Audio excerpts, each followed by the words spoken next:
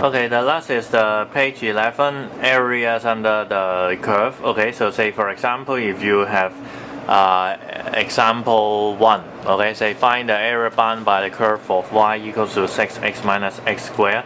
So you will see the diagram. So this is y equals to 6x minus x squared, okay, so which is bound by the curve of this one, and also the x-axis as well. What does it mean by x-axis? Of course, you know is this straight line, okay, and in fact the x-axis is y equals to 0.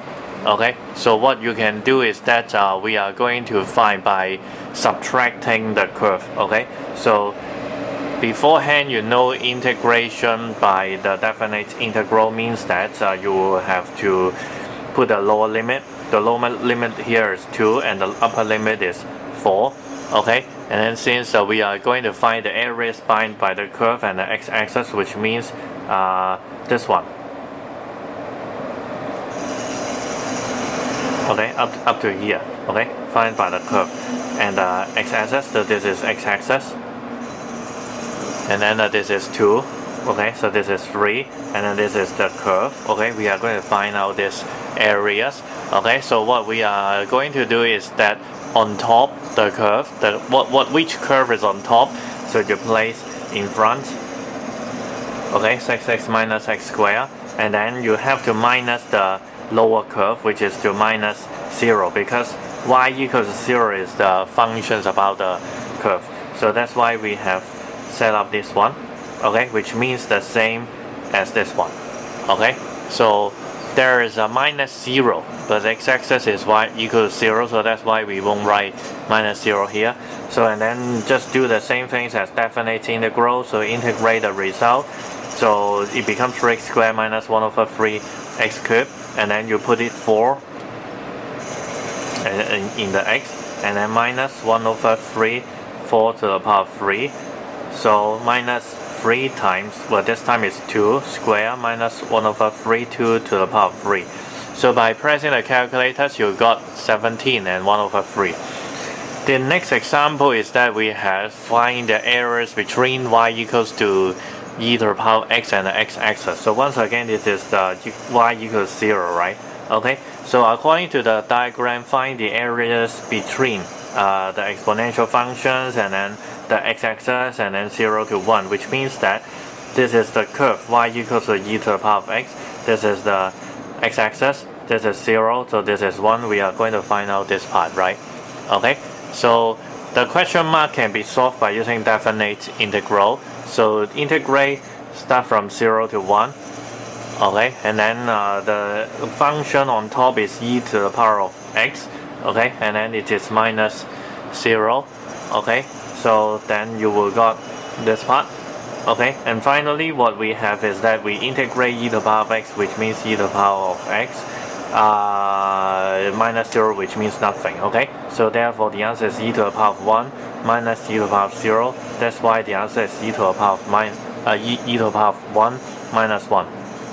Okay, and then the next part is that you can turn to the page number 12. The page number 12 is in fact you will have to find the areas enclosed by the curve, which is y equals to x squared and then y equals to x plus 1.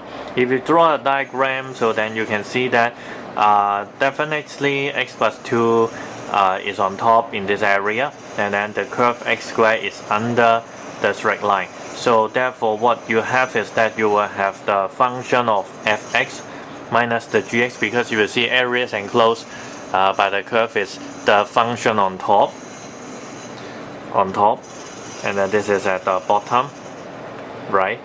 So in fact you will have to figure out which one is on top. The on top is x plus 2, so you will see x plus 2 is in the front, and then x squared is at the back. But how can I get the answers of 2 and minus 1? Okay, so you will have to solve it by yourself. Okay, so you have to solve which is the point for the x coordinate, and then which is the point for the coordinate. Okay, so how can you find it? Y equals to x squared 1, y equals x plus 2 2.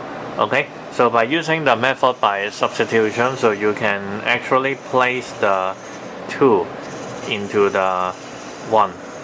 Okay, so that it becomes x plus 2 equals to x squared. Okay, so by removing and turn all the numbers on the left hand side, leaving right hand side to be 0, we can get x minus 2, x plus 1. So x is 2 and minus 1.